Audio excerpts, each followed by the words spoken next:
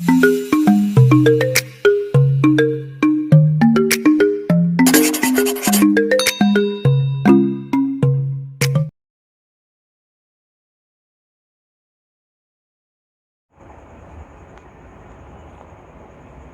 Evening. Roy Hindi classes में आप लोगों का हार्टी वेलकम, तहे दिल से स्वागत है। अभी हम लोग नाभा दास का छप्य का वस्तुनिष्ठ प्रश्न यानी ऑब्जेक्टिव प्रश्न हल करेंगे। आइए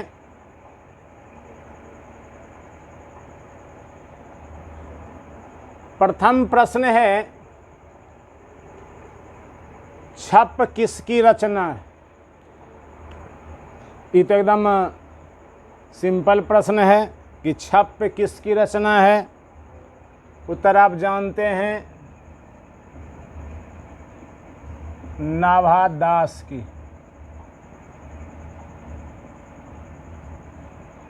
नाभा दास की। दूसरा, नाभा दास किस धारा के कवि हैं? विकल्प देते हैं, निर्गुण धारा, सद्गुणोपासक राम भक्त धारा, ये भी पूछा हुआ प्रश्न है। सगुण धारा, इनमें से कोई नहीं। तो राम भक्त थे नहीं और निर्गुण धारा भी नहीं। सगुण धारा, ओ हाँ, ये नाभादास जी ने हैं। हाँ, नाभादास जी हैं। तो ये सूर तो है नहीं। सूरदास जी थे निर्गुण के और नाभादास जी थे सगुण राम भक्त। हाँ, इसलिए उत्तर होगा ये नाभादास हैं।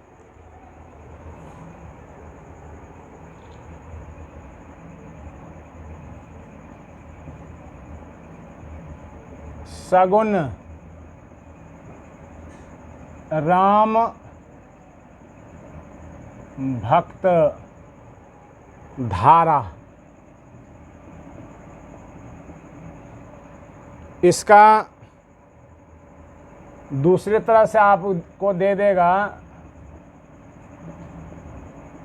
सद्गुणोपासक।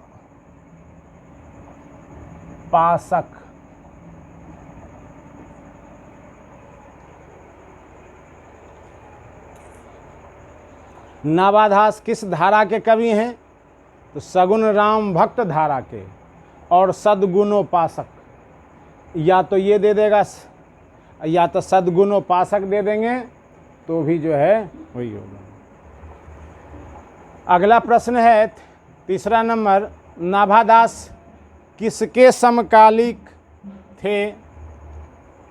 नाभादास किसके समकालिक या समकालीन, दोनों सही है, थे? तो कबीरदास, सूरदास, तुलसीदास। कबीरदास, सूरदास, तुलसीदास। तो याद रखना है कि नाभादास जी तुलसीदास के समकालिक थे।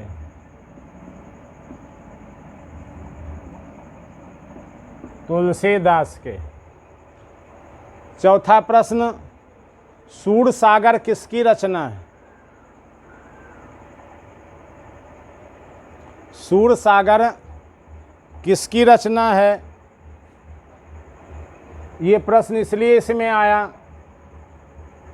कि इसमें सूरदास जी का भी वर्णन है, इसीलिए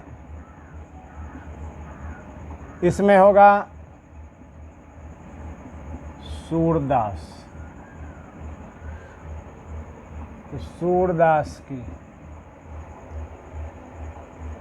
पांचवा प्रश्न, छप कितने पंक्तियों का छंद होता है? छप्य कितने पंक्तियों का छंद होता है? आप जानते हैं शाह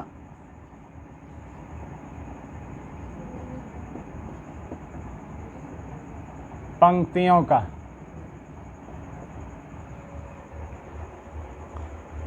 नेक्स्ट प्रश्न है 6 नंबर, कबीर किसमें भेद नहीं करते हैं? विकल्प देते हैं। कबीर किसमें भेद नहीं करते हैं? अमीर गरीब में, अच्छे बुरे में, गोरे काले में, धर्म और धर्म में, अर्थात हिंदू मुसलमान में। तो दोनों दे देते हैं। कबीर किसमें भेद नहीं करते?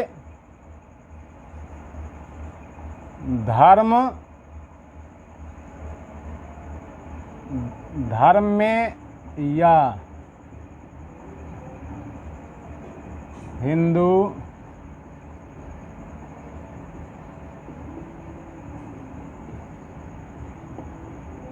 मुसलमान में।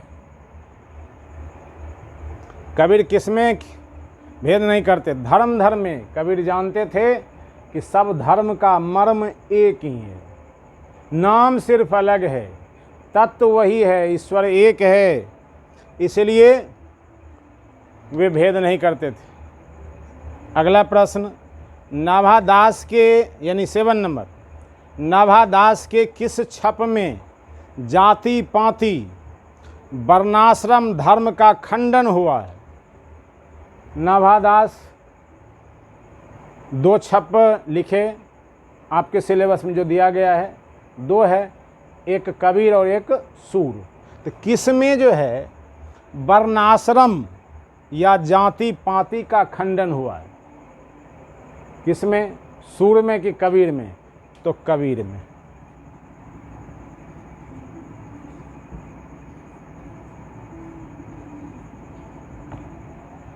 कबीर में। 8वां प्रश्न है, नाभादास का उदय हिंदी साहित्य किस काल में हुआ था? हिंदी साहित्य के किस काल में? विकल्प देते हैं। भक्ति काल, रीति काल, आदि काल,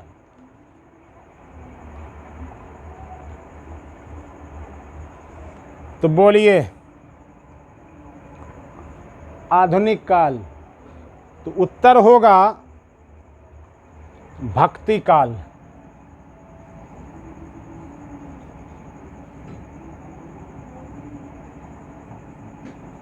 ये भक्ति काल के कवि हैं, तुलसीदास जी के समकालिक हैं। फिर 9वां प्रश्न, सबके हित का वचन कौन कहता है? सबके हित का वचन कबीर। कबीर के ही छप में इसकी चर्चा हुए कि सबके हित की भाषी। तो कबीर का। भक्तमाल के रचयिता कौन हैं? भक्तमाल के रचयिता कौन हैं? तो आप जानते हैं नाभादास। भक्तमाल के रचयिता कौन है? तो नाभादास। पुस्तक है भक्तमाल। इस प्रकार से आप 10 प्रश्न देखें, फिर 11वां जो है लिखते हैं। आइए हम लोग नेक्स्ट प्रश्न का डिस्कशन करें।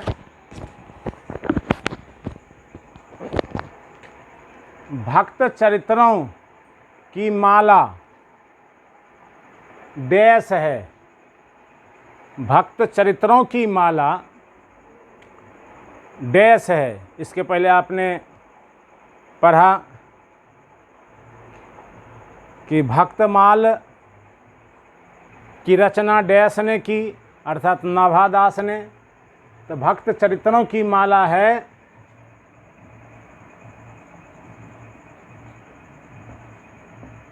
भक्तमाल। भक्त चरित्रों की माला है भक्तमाल।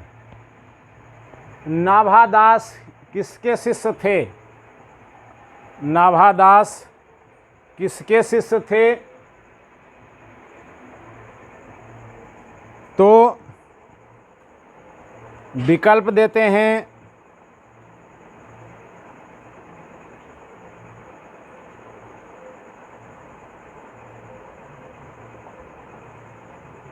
तुलसीदास के, रामानंद के, स्वामी अग्रदास के। तो याद रखना है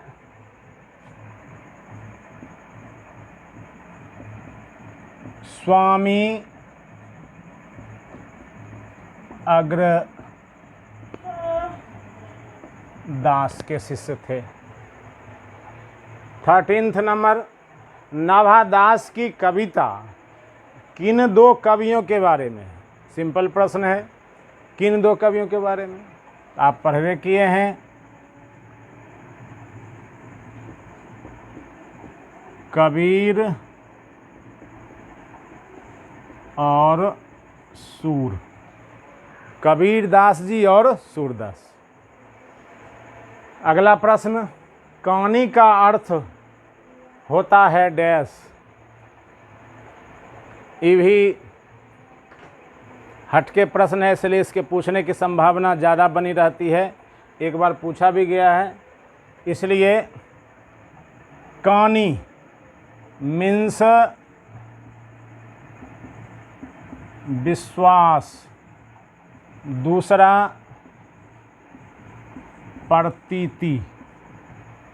विश्वास या प्रतीति, कहानी का क्या अर्थ होता है? विश्वास या प्रतीति।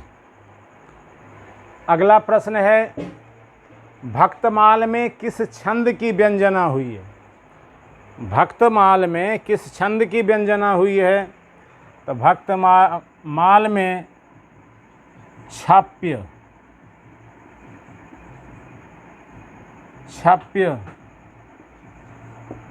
छंद की, छप्य छंद की, अर्थात पूरा भक्तमाल जो है छप में लिखे हैं नाभादास जी। अब इसी को दूसरा तरह से बना देगा कि अपने पाठ्य पुस्तक में नाभादास जी ने किस छंद की व्यंजना की है, वो भी होगा छप्य। नाभादास का स्थायी निवास कहाँ था? नाभादास का स्थायी निवास वृंदावन था।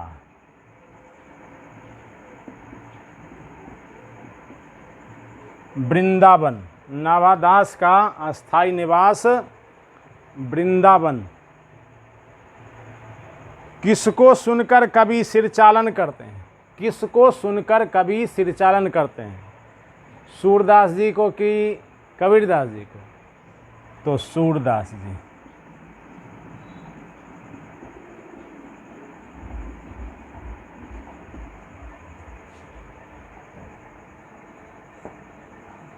अगला प्रश्न, लास्ट प्रश्न,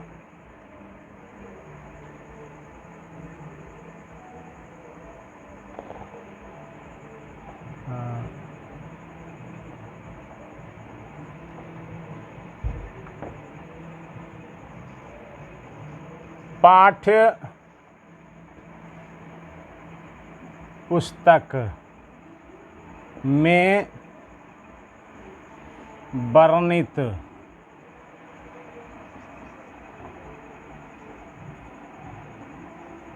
छप्य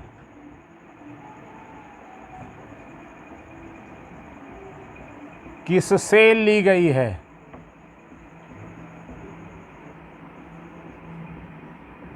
ली गई है, सीधे पूछ देगा कि छप किससे जो है संकलित की गई है, तो उत्तर होगा भक्तमाल। भक्तमाल से ली गई है।